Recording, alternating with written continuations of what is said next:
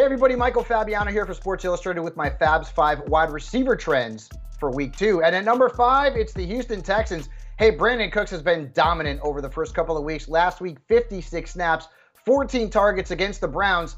No other wide receiver had more than 2. And rookie Nico Collins is now out for several weeks. So Cooks is the only Texans wide receiver, or maybe player, that you can trust from a fantasy perspective. At number 4, the Philadelphia Eagles. This team is all in on Devontae Smith. He led all wide receivers with 48 snaps and 7 targets last week. Now, his numbers weren't great against the 49ers, but he's getting volume, and I love him this week on Monday Night Football against the Dallas Cowboys. Get him into your lineup. At number 3, the San Francisco 49ers. Brandon Ayuk saw his snap count rise from 26 to 38, but he only had 2 targets. You just can't play him anymore. And on the flip side, Deebo Samuel dominated the targets again.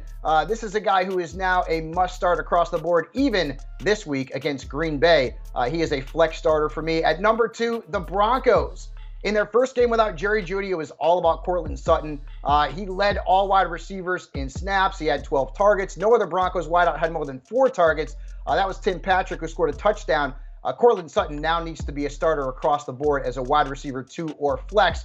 And at number 1, the Arizona Cardinals. Hey, Rondale Moore's snaps went up from 20 in week 1 to 28 last week, and he had more snaps and more targets in week 2. This is a guy who is an absolute playmaker. I'd still like to see him on the field a little bit more often, but right now, in an explosive Arizona offense, Rondale Moore suddenly has flex value across the board, and he could actually be on the waiver wire in some leagues. So those were my Fabs 5 wide receiver trends for week 2. Make sure you check out si.com/fantasy for all your fantasy football needs.